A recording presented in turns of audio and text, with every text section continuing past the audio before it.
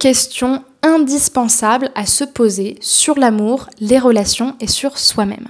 Bonjour à vous mesdames, j'espère que vous allez bien et bienvenue sur ma chaîne YouTube S'aimer plus, dans laquelle aujourd'hui je vais vous partager un contenu un petit peu différent de tous les sujets sur la séduction, l'engagement, le couple, parce que j'ai vraiment envie de faire de vous des femmes qui réfléchissent, des femmes qui se posent des questions existentielles, des femmes qui ont une essence, des femmes qui ont quelque chose à partager. En réalité, c'est ça aussi qui va faire votre profondeur. Je m'appelle Chloé Mercard, je suis coach et psychopraticienne en hypnose et en PNL et chaque jour j'accompagne les femmes à s'aimer davantage pour qu'elles soient plus épanouies dans leurs relations avec les hommes et qu'elles se libèrent de la dépendance affective. Si vous n'êtes pas encore abonné à la chaîne YouTube, je vous invite à le faire maintenant en cliquant sur le bouton rouge s'abonner et en activant la cloche des notifications. Vous avez d'ailleurs, mesdames, une formation offerte qui vous permet de travailler sur votre estime de vous-même pour justement la mettre en avant face aux hommes que vous rencontrez et que ça joue en votre avantage grâce à mes outils de coaching. Et cette formation, elle est tout à fait disponible pour vous. Elle est dans la description de cette vidéo. Vous pouvez cliquer sur le lien qui correspond à cette formation-là, incarner la femme sensationnelle, lumineuse et unique qui l'épousera, et vous remplissez le formulaire pour la recevoir directement par mail. La première question que je vous invite à vous poser, c'est la suivante. Que m'ont appris mes relations amoureuses passées sur ce que je voulais ? Si vous voyez vos relations amoureuses passées comme des échecs et non comme des apprentissages, vous allez continuer à voguer dans la vie comme une sorte de personne qui ne se pose jamais de questions, qui n'apprend jamais rien de ses apprentissages et de ses expériences, et qui finalement se considère toujours comme quelqu'un qui ne sait rien de la vie, alors qu'en réalité, vous avez beaucoup de choses à apprendre de vous-même. Donc, ne partez pas du principe que parce que certaines relations n'ont pas marché, elles ne vous ont rien apporté. Il y a toujours quelque chose à retenir de nos apprentissages, même quand ça n'a pas marché. Deuxièmement, quelles sont les 50 choses de ma vie pour lesquelles je ressens de la gratitude ? Ça fait partie des 7 piliers de vie et ça fait partie du 7e pilier qui consiste à rendre le présent parfait en ressentant de la gratitude pour soi et pour la vie.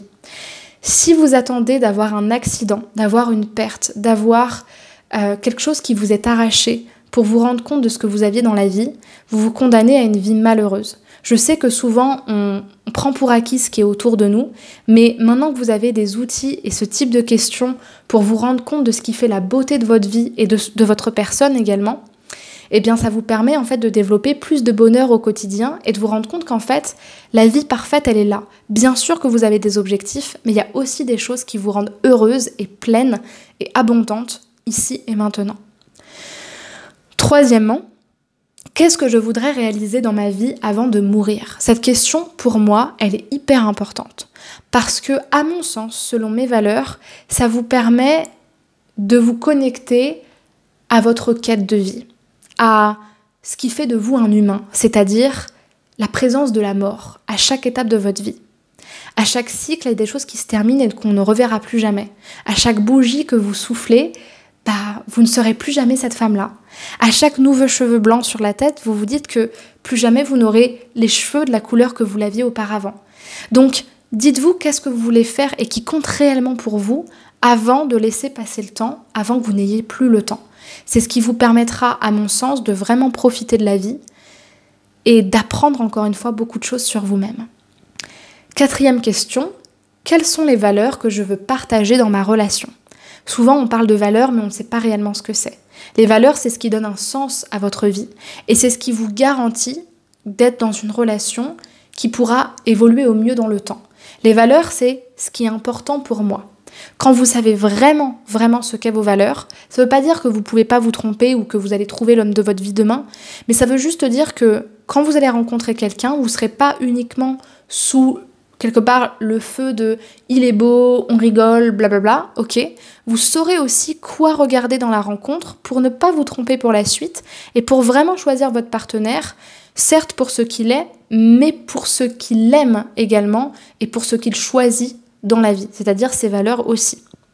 5e question, est-ce que je suis heureuse dans ma vie actuelle et avec la personne que justement je veux être ? Encore une fois, pour moi, c'est une question importante parce que ça vous permet de vous rappeler que la vie, ça va s'arrêter à un moment donné. Ce que vous êtes aujourd'hui, vous avez l'impression que c'est intemporel, comme quand on était enfant ou au lycée et qu'on pensait que ça allait pas bouger, mais en fait ça bouge très vite. Donc demain, vous savez pas ce qui peut se passer. Vous allez peut-être perdre votre maman ou votre chien, et puis vous allez vous dire que vous n'avez pas vraiment profité. Ou même peut-être qu'il va vous arriver quelque chose, et au final, ça aura changé, vous n'aurez pas vraiment pris le temps de vous dire « Est-ce que là, je suis heureuse dans ma vie ?» Donc c'est important de faire des feedbacks des fois et de se demander « Est-ce que finalement, tout ce que je fais passer à côté en me disant « c'est pas la priorité », est-ce que ça me rend vraiment heureuse ? Est-ce que c'est ok pour moi de continuer ma vie comme ça, en sachant que si je change rien, et bien justement rien ne changera. Et enfin, la dernière question, quelle serait la permission qui me permettrait de m'accepter ? Ça, c'est quelque chose qu'on fait beaucoup en coaching et notamment en hypnose. Vous avez en vous les ressources, vous avez connaissance des problèmes, mais vous avez aussi les solutions. Un coach ne vous dit pas quoi faire, un coach ne vous change pas, c'est vous qui vous changez vous-même.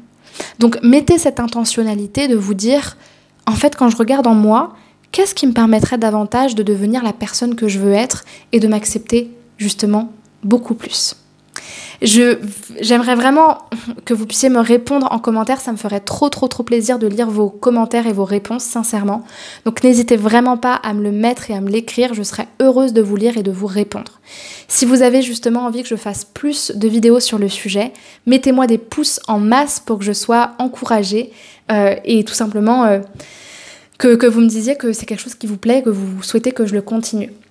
Si vous souhaitez être coaché justement sur du coaching de vie, le coaching du bien-être, le fait de savoir se valoriser et puis aussi ce qu'on appelle le coaching de transition de vie, c'est-à-dire quand je me rends compte qu'il y a des choses qui vont pas mais que je sais pas comment les changer, quand j'ai l'impression de transiter mais de pas justement vraiment savoir où je vais, un coaching c'est transformateur, c'est libérateur, ça marque toute votre vie, surtout ce que je fais où je mets tout mon amour dedans et c'est vraiment exceptionnel. Donc si vous souhaitez justement qu'on prenne contact ensemble, cliquez sur le lien qui est dans la description de la vidéo, le premier lien, choisissez l'heure à laquelle vous souhaitez que je vous appelle, remplissez le formulaire et on parlera de votre problématique, de votre objectif et je vous dirai justement quelle est la prochaine marche à suivre pour qu'on travaille ensemble. Et puis avant de se quitter, rejoignez-moi sur Instagram, sur S'aimer Plus ou sur Spotify pour recevoir encore plus de valeur au quotidien pour apprendre à vous aimer. Merci pour votre attention et à très bientôt. Au revoir et à demain.